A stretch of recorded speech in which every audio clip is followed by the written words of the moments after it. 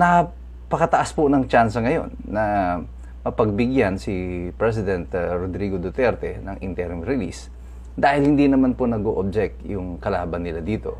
Yung po mga private prosecutors, sila Attorney Contis, hindi naman po yan bahagi ng formal na deliberasyon. Ang position po na titingnan dito ay yung position ng prosecutor ng ICC. At the moment, ang position nila is not to object to the application for interim release. And that's a good news for the camp of Rodrigo Duterte.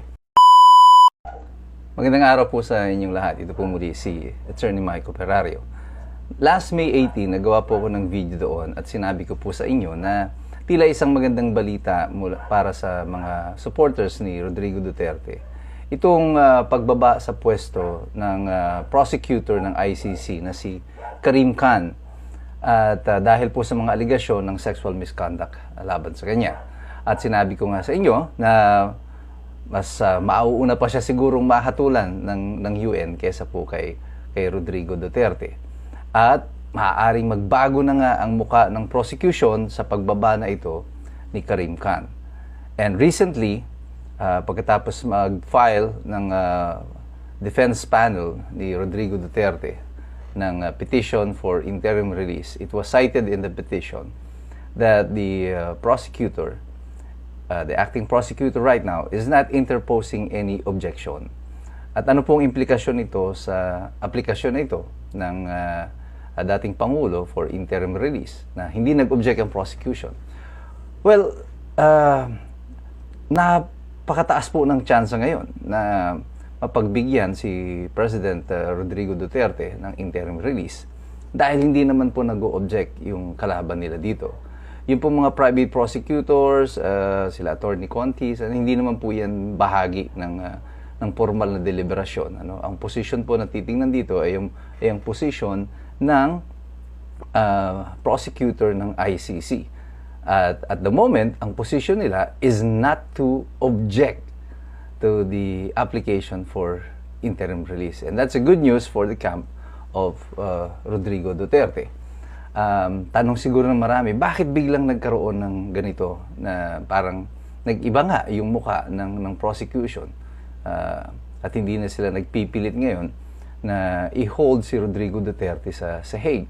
The reason why I told you before that maaring magbago ang muka ng prosecution or yung stance ng prosecution dito sa ongoing trial ni Rodrigo Duterte is that because yung prosecutor dito who is now acting as the prosecutor, the former deputy prosecutor with the exit of Karim Khan, mas gugustuhin ito that this case against Rodrigo Duterte mawala na lang na because it will establish from the very start na si Karim Khan is really incompetent in filing cases such as this, kagaya ng kaso na sinampa kay Benjamin Netanyahu, kay Vladimir Putin, na wala namang kinapuntahan. At ito kay Rodrigo Duterte, i-final nga yung kaso, pero they might say na medyo mahina nga itong kaso, it might as well na dispose of it. Parang graceful exit, parang yung nangyari sa impeachment. At dito nga po sa sitwasyon nung kay Rodrigo Duterte, pag napagbigyan po siya ng interim release, it is practically saying na mahina ang ebidensya ng prosecution. And Rodrigo Duterte is not in any way a danger and that there is no way for him to abscond. Doon sa manifestation, sa motion po na i-final ng part ng defense panel ni President Rodrigo Duterte, minention nila doon that there is a country that is willing to host the former president. But it will not be the Philippines. Tingnan niyo yung sitwasyon na yan.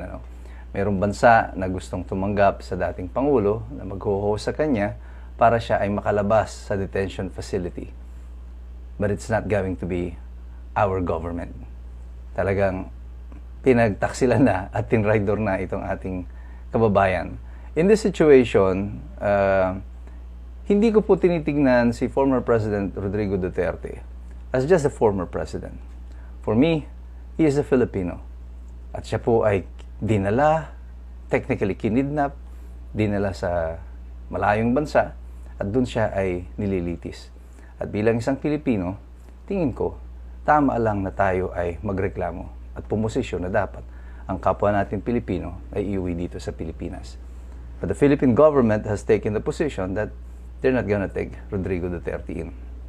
Well, if Rodrigo Duterte is released, napakalaking dagok na naman ito sa gobyerno.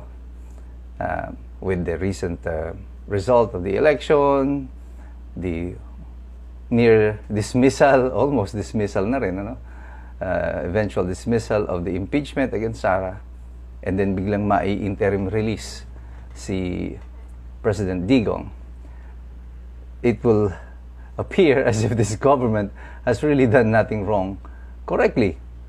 Either politically, economically, lahat ay bagsak. Lahat ng strategy na in-employ nila from the very first People's Initiative na kanilang sinubo, and then they tried to impeach Sara, and then they tried to have Digong arrested, and they tried to manipulate the result of the elections. Nothing worked. People still hated them. The economy is going down. Bumabagsak ang ating ekonomiya. Our foreign investment is going down. The first January to March data shows that we are down by 87%. At so many things and crises are happening in the country. The economy is not picking up and things are not looking good for us. Inflation still here, pataas ang presyo ng bilihin. And people are dissatisfied. And the last straw that they need will be yung balita na i-release na si Rodrigo Duterte. Maraming matutuwa, meron ding mga maiinis. But it is what it is. Gaya ng sinabi natin noon, we're just in a race against time. I think Rodrigo Duterte will be released. Will be granted the interim release.